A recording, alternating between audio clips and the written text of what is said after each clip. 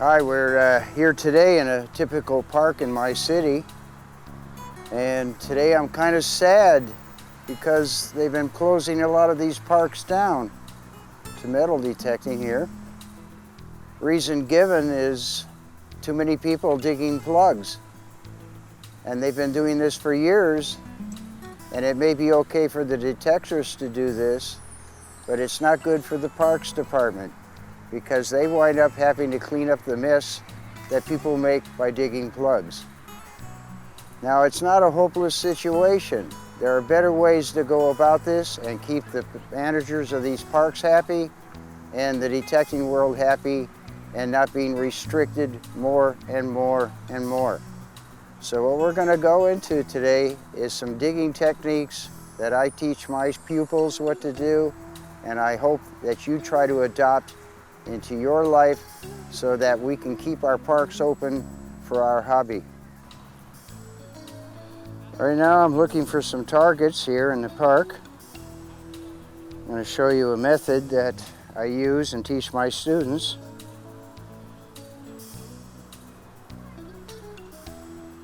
We got a hit. My detector indicated a shallow object here. So because this is sod, and I'm in a very sensitive park area here, I want to be very careful about not destroying the sod. Now, if you dig a plug, generally you have to tear your plug apart to find your object. And this is where you make the park rangers mad. So what we're gonna do here is we're gonna use a classic method called the probe and screwdriver method. Now, this method is not new, but I see so few people doing this, and I believe that I want to show you and hope that you adopt the same kind of measures so you don't have to tear up the sod in these parks. Now, what we need here is I use about a 10-inch screwdriver. What makes this unique is that I don't use a square shaft. If you notice, the shaft on my screwdriver is round. If you use a square shaft, you'll hurt your hands because you have to apply pressure on the object that you're trying to dig up. So if you get a screwdriver, get one with a round shaft. Now, the other object I'm going to use is a probe.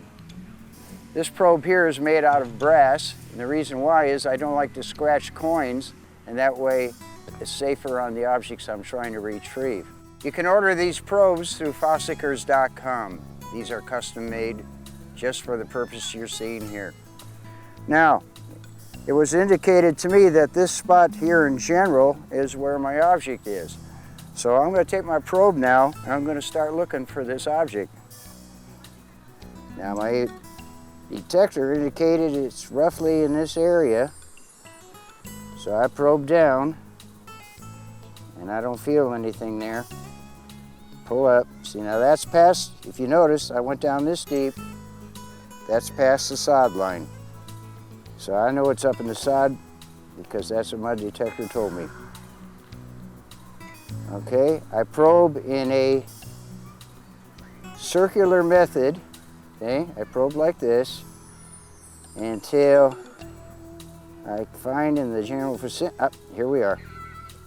Yeah, that's a coin. I can tell it's a coin because if it's a rock, it feels rough. A coin feels smooth.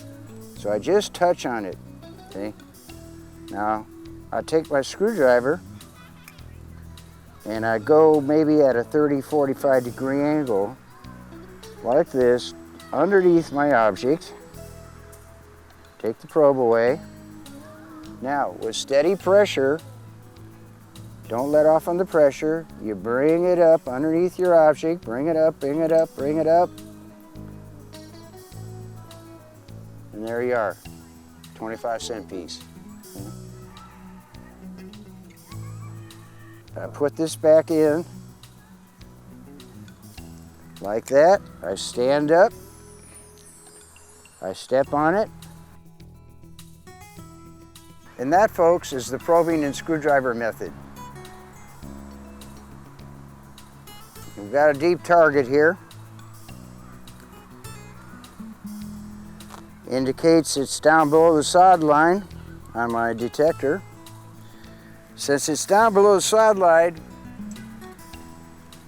we're going to use a method called the Slit Method. It's been around for some years, but for some reason, many people did not adopt it. But I'm going to show you how to do it here. Take our Japanese garden knife. You notice how it's got a curve to it? And this knife's so tough, if you can break it, I'll take you to dinner.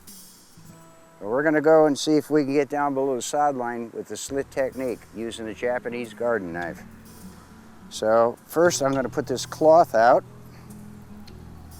because we're going below the sideline now. We're going down into where the earth is. And first we start going at a 45-degree angle here, pulling the side up, and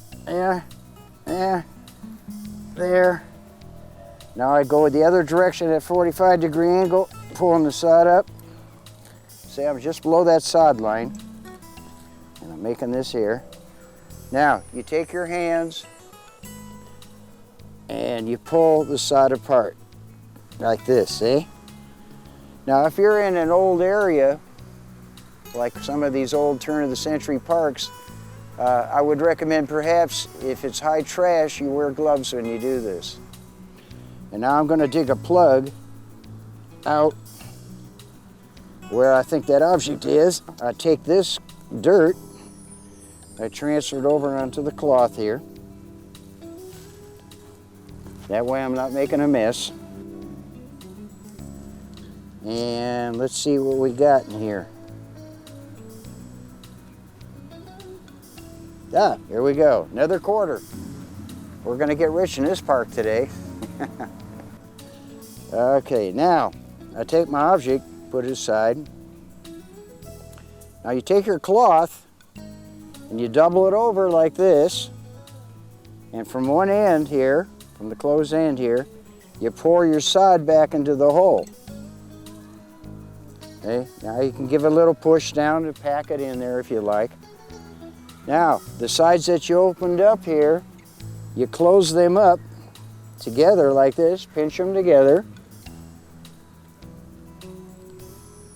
There. And then I stand up